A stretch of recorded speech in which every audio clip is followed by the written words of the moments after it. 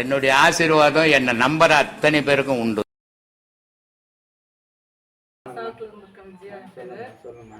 நான் போன மாசம் பௌர்ணமிக்கு வர முடியல. அது இந்த பௌர்ணமிக்குமே கூட காலையில கிளம்புறதுக்கு லேட் ஆயிடுச்சு. இப்பதான் இன்னொன்னு என்னன்னு கேட்டீங்கன்னா, இப்போ ஒரு 3 மாசத்துக்கு முன்னால கூட வர முடியாத ஒரு சூழ்நிலையில சொந்தத்திலேயே அத்தாங்க வராங்க உறவு முறையில கிளம்பிட்டாங்க. அதை காதல கேட்டுட்டு கூட நாங்க வந்துதான் ஆகணுங்கிற பிடிவாதம். ஆனா இன்னைக்கு வந்து என்ன பஸ்ல வந்துட்டு இருக்கும்போது கூட என்னை திருப்பி வீட்டுக்கு வாங்குற அளவுக்கு இன்னைக்கும் ஒரு கெட்ட தகவல் வந்து எனக்கு ஃபோன் பண்ணி சொன்னாங்க. இது என்னன்னு தெரியல, எனக்கு சோதனையா என்னன்னு தெரியல.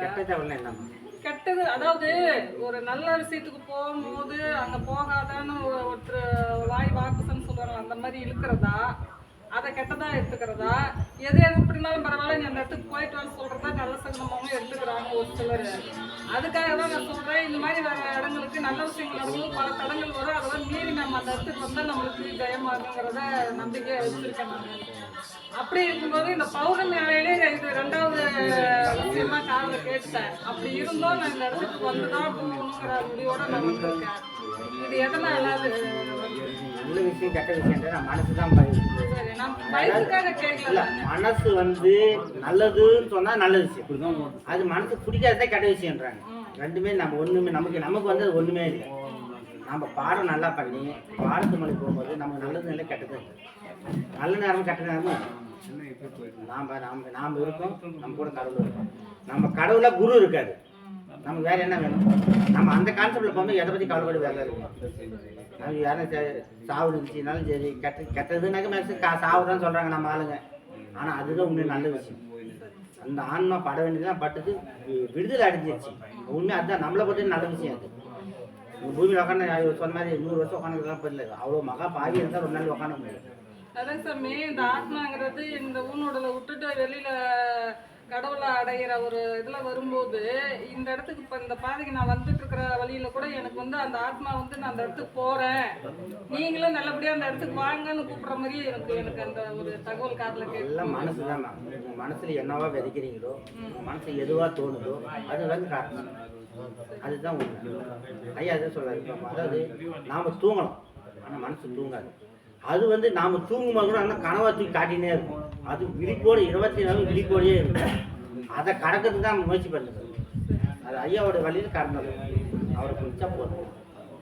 சரி சார், நீங்கள் கேள்வி இப்போ வந்து ஒருத்தர் இறந்துட்டாங்க.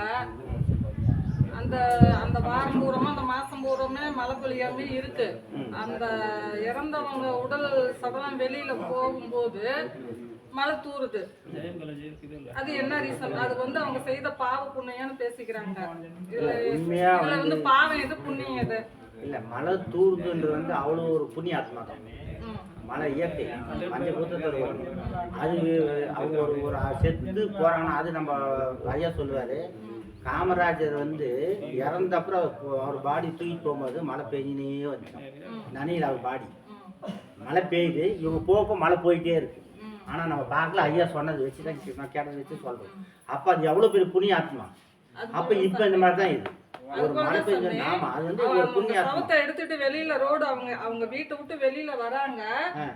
அவங்க அந்த ஒரு எல்லைன்னு ஒண்ணு சொல்லுவாங்க பாத்தீங்களா, அது தாண்டி போற வரைக்கும் மழை நல்லா நம்ம குளிச்சா எப்படி தலையோட தண்ணி எடுத்து ஊத்துவோமா அது போல நினைக்கிற அளவுக்கு அந்த மழை அந்த எல்லை கடக்கிற வரைக்கும் அந்த மழை இருந்துச்சு சாமி.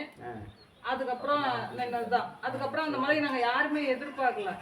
அதனாலதான் எனக்கு அது ஒரு சந்தேகம் இருந்துச்சு. அது ஒரு இயற்கையே வாழ்த்துற நடக்கும். அது எல்லாத்தையும் நம்ம கொடுக்கணும் வராது.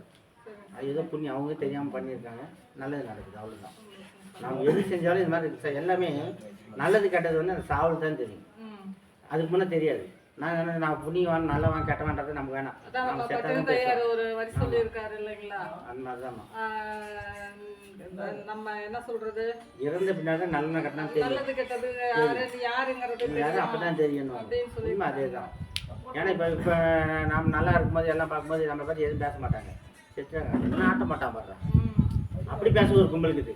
எவ்வளவு நல்லா செத்துட்டான் பாடுறாங்க. அப்படியே இருக்குது. அவங்க செஞ்ச பாவ பண்ணி தான் அந்த நேரம் தெரியும். அந்த பாவ புண்ணியத்தாலுமே நம்ம போயிட்டே இருக்க வேண்டாம். நம்ம செய்யறது ஒவ்வொரு செயலும் வந்து நம்ம செய்யறது நல்ல செயலை செய்யும்போது நம்ம கெட்டது வராது. அது விழிப்போடு செஞ்சால் செய்யணும். அதுக்கப்புறம் நம்ம ஐயா இருக்காரு, பாடம் பண்ணுறோம், பாடத்து மூலியமாக முன்னுக்கு வரலாம். அதை பற்றி கவலைப்பட வேண்டியது. அப்புறம் எனக்கு இப்போ நம்ம இந்த யோக பாதையில வந்து பாடம் வாங்கின ஒரு சிலர் வந்து நான் முதல் பாடத்துலயே இருக்கேன், எனக்கு அடுத்த பாடம் தொடர்ந்து வாங்குறதுக்கு எனக்கு கொஞ்சம் தயக்கமா இருக்கு, இதை இப்படியே தொடர்ந்து செஞ்சுக்கிட்டே இருக்கலாமா, இது ஒரு பாடத்தோட தொடர்ந்து செய்யலாமா, இல்ல ஐயா சொன்ன மாதிரி முழுமையா எல்லா பாடமும் வாங்கிதான் செய்யணுமா என்ன கேட்டாங்க. நான் சொன்னேன், நானும் இப்பதான் பிறந்து முதல் பாடத்துல நின்று இருக்கேன், நானும் இன்னும் அனுபவத்துக்கு வரல, வந்ததுக்கு அப்புறம் தான் நம்ம ஐயா கிட்ட எப்படி வழி கட்டுறாரோ அந்த வழியில தான் நம்ம போகணும்னு நான் முடிவோட இருக்கேன். அதை ஐயா என்ன நம்மளுக்கு கொடுத்துருக்காரோ, இறைவன் என்ன கொடுத்துருக்காரோ அதுபடிதான் நடக்கும் அப்படின்னு நான் சொல்லியிருக்கிறேன் சாமி. இதுக்கு உங்களுடைய கருத்து சொல்லுங்க. இது வந்து எல்லா பாடத்தையும் வாங்கி நீ ஞாபகம் ஞாபகப்படுறது ஒன்றும் கிடையாது. ஏன்னா நம்ம வந்ததே வயசான காலத்தில் ஐயா சொன்னார், காலி சட்டி தூக்கி வந்துட்டோம், எதாவது இருக்கும்போது இருந்தாலும் எனக்கு கிடைக்கும். நம்ம எல்லாத்தையும் தொலைச்சிட்டு வெறும் சட்டியில் என்ன கிடைக்கும், கிடைச்ச வரைக்கும் லாபம் போக வேண்டியது ஐயா சொன்ன மாதிரி. இப்போ நீங்கள் ஒரு பாடத்தை வாங்கிங்களா, அதை நல்லா செய்யுங்க. அந்த நல்லா செய்யும் போதே வந்து ஒரு மெச்சூரிட்டி நமக்கே கிடைக்கும். இது நல்லது, இது கெட்டது, இவங்க நல்லவங்க, இவங்க கெட்டவங்க பகுத்து பார்க்குறவங்க வந்து இறைவன் கொடுப்பாங்க. நம்ம குருவும் பின்னாடி அது சப்போர்ட் பண்ணி பண்ணுவார். அப்போ நாம் கிடைச்ச பாடத்தை நல்லா பண்ணணும் இல்லையோ, எல்லாத்தையும் வாங்கணும்னு ஒன்றும் பிரச்சனை இல்லை. இப்போ உங்க கடை ஒரு 1000 ரூபாய் கொடுக்குறேன், போய் சாப்பிட்டு வாங்கணும் 1000 ரூபாய் 10 வச்சுக்கிட்டு திருப்பி அடுத்த முறை சாப்பிட போகிற காசு பண்ண இன்னொரு 1000 ரூபாய் வாங்கி வாங்கி ரப்பர் வாங்குற மாதிரி வாங்கி ஒரு பாடத்தை வாங்கி வச்சுன்னா என்ன பிரயோஜனம்? பிரயோஜனம் இல்லை. அந்த மாதிரி இது வாங்கி ஒன்று செய்யணும், ஒரு அனுபவிக்கணும். ஒரு படத்தையே நம்ம கண்டினியூவா கடைசி வரைக்கும் அது மாதிரி செய்யலாமா? செய்யலாம். அதுக்கு உண்டான தகுதி வர வரைக்கும் நீ செஞ்சே இருக்கணும். அப்புறம் உங்களையே தள்ளும், அடுத்தது வாங்கலாம், அடுத்தது பண்ணலாம். இப்போ காலைல பசி வச்சு சாப்பிட்டீங்க, திருப்பி ஒரு குறிப்பிட்ட டைம் மட்டும் திருப்பி பசி வரதான் செய்யும். இதே மாதிரி ஒரு பாடத்தை வாங்கி செய்யும் போது அடுத்த பாடத்துக்கு உண்டான தள்ளு தானாவே வரும் உந்துதல், அப்போ வாங்கிக்கலாம். ஏன்னா இப்போ ஒரு சிலர் இப்போ சேர்ந்துருக்கிறவங்க எனக்கு தெரிஞ்சவங்க ஒரு சிலர் சொல்லியிருக்காங்க அந்த மாதிரி, அதனாலதான் அவங்க கேட்கறதுக்கு கொஞ்சம் தயக்கப்படுறாங்க. அதனாலதான் நான் கேட்குறேன் அவங்ககிட்ட. இல்லை ரைட் தான், நீ கேட்டதுக்கு யாருக்கும் ஒன்று பிரயோஜனமாக பயன்படும். அதனால தான் எல்லாரும் ஒரு வார்த்தை கேளுங்க. உங்களால் வேற ஒருத்தருக்கு, வேற ஆளும் உங்களுக்கு பரவாயில்ல, கேட்ட நல்லது தானே, பெண்ணு பிரச்சனை இல்லை. உண்மையாக ஒன்று நல்லபடியா போயிட்டு இருக்கு. நான் அடுத்த மாசம் தான் 2வது படம் எடுக்கலாம்னு இருக்கேன். எனக்கு 1 வருஷம் ஆகுது. அது பார்க்க போனா போலிவாக்கத்துல ஐயாவுடைய சமாதி 48வது மண்டல பூஜை அன்னைக்கு முதல் இது வாங்கினேன் உபதேசம். இப்ப இங்க கணக்குப்படி பார்த்தாக்கா இங்க ஐயா கும்பாபிஷேக கணக்குப்படி தான் 2வது உபதேசம் வாங்கணும் போல எனக்கு விதியாட்டு இருக்குது. நானும் இந்த 4 மாசமா 5 மாசமா முயற்சி பண்ணிட்டு இருக்கிறேன், முடியல சாமி.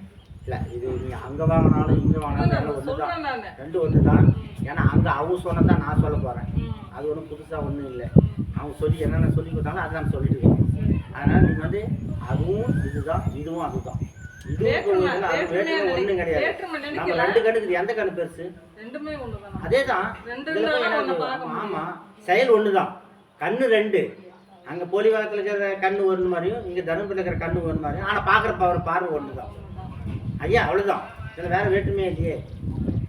அதனால் இது ஒன்றும் பிரச்சனை இல்லை.